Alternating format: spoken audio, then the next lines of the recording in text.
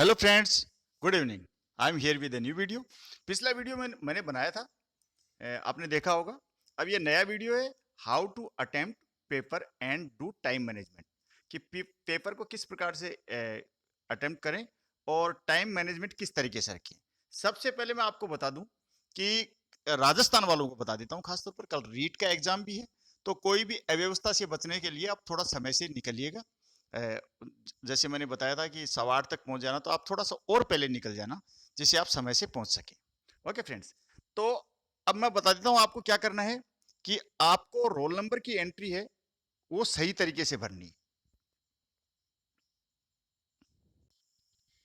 Paper का ऊपर का पेज कुछ इस तरीके से आएगा, मैं बता दूंगा किस तरीके से एंट्री करनी है। तो ऊपर एक कॉलम आएंगे, इसके ऊपर ऊपर आएंगे, तो वहां आपको जो एंट्री है ये आपको सही ढंग से भरनी है। और जो ये पेपर होंगे उस ऊपर लिखा होगा कि पृष्ठों की संख्या गिन लीजिए। जैसे इस पेपर में 32 प्रश्न थे, तो यहाँ लिखा है कि इसमें 32 पेज हैं, तो उनको आप गिन लीजिए। ठीक है, तो आपको ये गिन लेने हैं। ठीक है, अब जो इसमें खाली पेज होंगे इस प्रश्न पुस्तिका में, बुकलेट में, क्वेश्चन बुकलेट में, उनको आप रफ वर्क के लिए यूज कर सकते हैं। अगली बात, चौथा नंबर का पॉइंट है कि देखिए इसमें हम करेंगे टाइम मैनेजमेंट की, किस तरीके से आंसर देने वो भी बात करेंगे, लेकिन जो बात छूट गई थी उसमें वो बता देता हूं।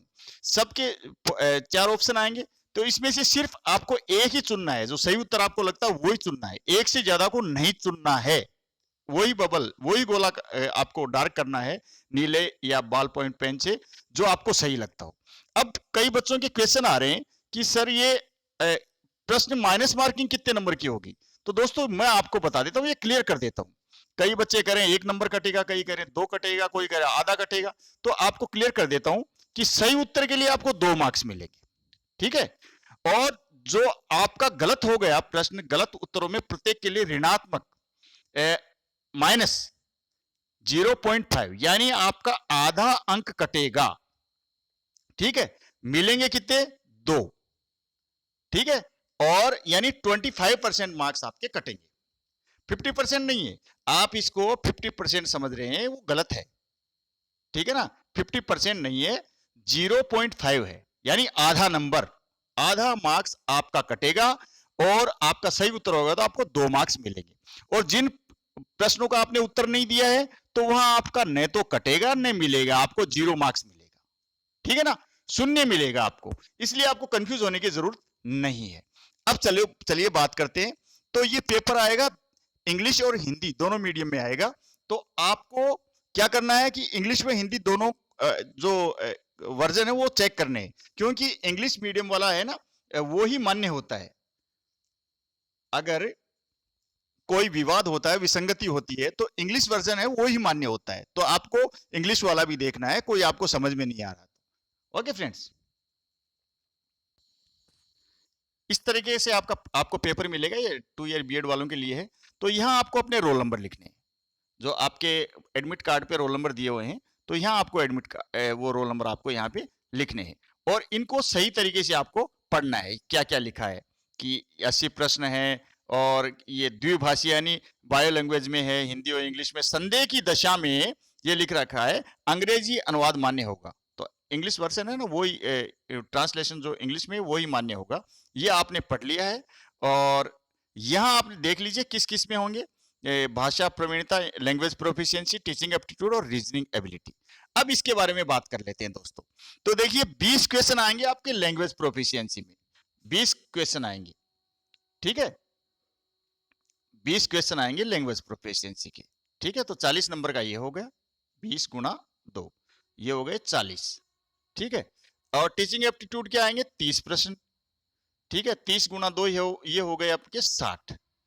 और रीजनिंग के आ गए 30 क्वेश्चन, तो ये हो गए 30 गुना 2 ये 60। ठीक है दोस्तों, तो ये टोटल आपके 160 नंबर का आपका पेपर हो गया है। ठीक है ना, तो 160 नंबर का ये आपका पेपर हो गया है।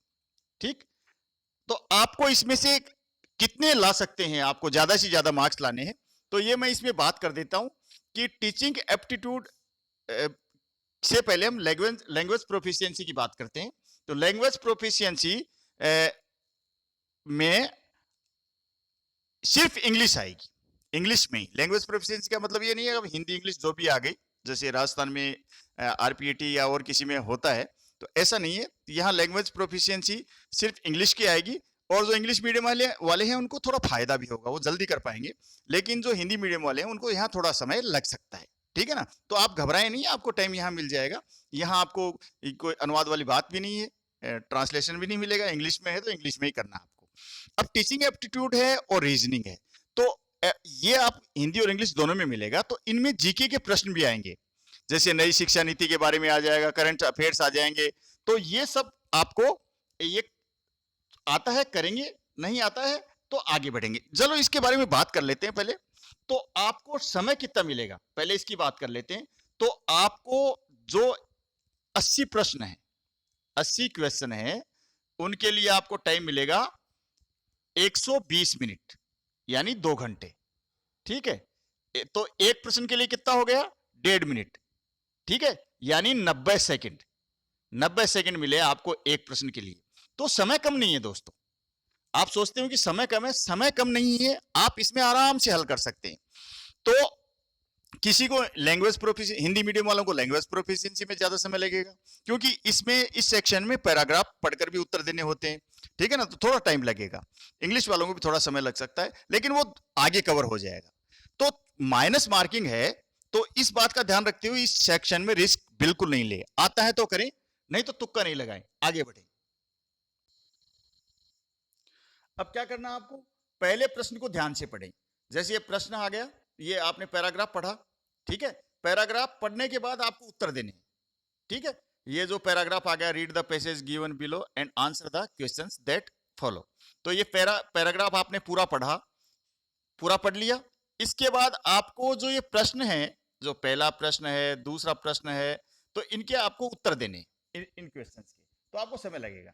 तो आपको सही उत्तर पता है, तो जो रिलेटेड गोला है, बबल है, संबंधित गोला, उसको काला करें। जैसे 4 गोले हैं, आपको लगा कि आंसर ए है, तो ये इसको काला किया और आगे बढ़ गए।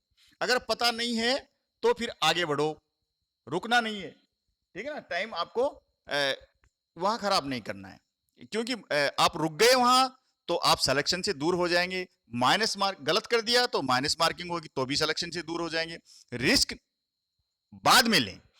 अगर आपको पता नहीं है कि सही आंसर क्या है, दूसरा ये आपको वो बता देता हूं मैं आपको फार्मूला, कि आपको पता है कि पता नहीं है कि सही आंसर क्या है।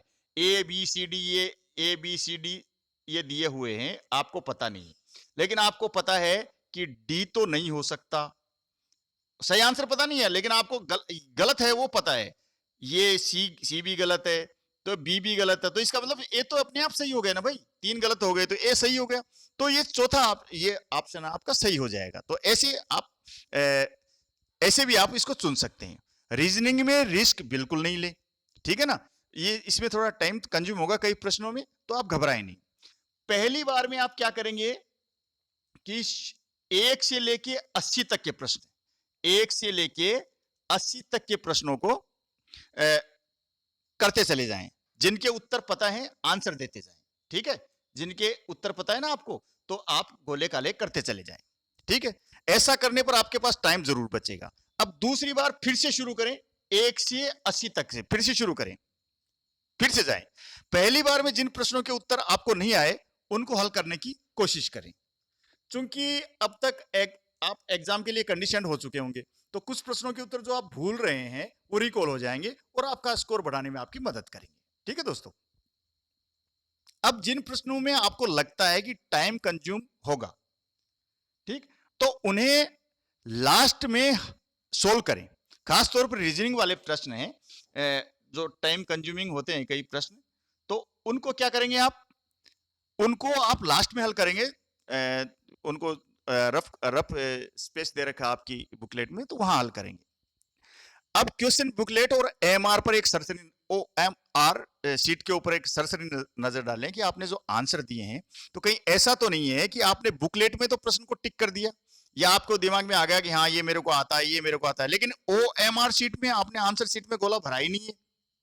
तो आप दोनों को मिलान करेंगे कि आप जो क्वेश्चन बुकलेट है, ठीक है, उसका और आप OMR शीट है उसका मिलान करेंगे कि मेरे को जो प्रश्न आते थे वो मैंने हल कर दिए। ठीक है, अब मैं रिस्क की बात करता हूं। तो जो प्रश्न मान लो आपको लगता है कि ये इसका आंसर तो ये होना चाहिए, और मेरे को ऐसा लगता है कि ये 80% या 60% है, मेरे को इसका आंसर यही है, तो वहां आप रिस्क ले सकते हैं। ठीक है दोस्तों। तो दोस्तों मैं समझता हूं आपको इस वीडियो से बहुत मदद मिलेगी। आप सभी को बहुत बहुत शुभकामनाएं, अग्रिम शुभकामनाएं। आप अच्छी तरीके से पेपर देके आना, समय से पहुंच जाना, और जो निर्देश हैं उनको ध्यान से पढ़ लेना। और सभी ये जो पुराने पेपर मैंने मेरे टेलीग्राम चैनल पे डाल दिए हैं, किस तरीके से इनके उत्तर देने, पैटर्न लगभग यही होगा। ये इंग्लिश का चल रहा है, और आपको फिर ये आपको दूसरे प्रश्न देखने को मिल जाएंगे।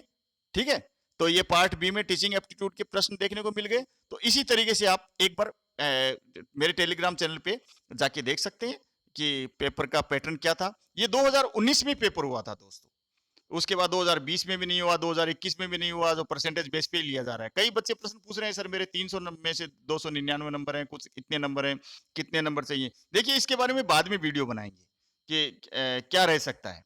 ठीक है, तो अभी आप निश्चिंत होकर पेपर दीजिएगा, बाद में बात करते हैं। आपको पुनः शुभकामनाएं। चैनल पे नए हैं तो सब्सक्राइब कर लीजिए, लाइक कीजिए, शेयर कीजिए। धन्यवाद। जय हिंद।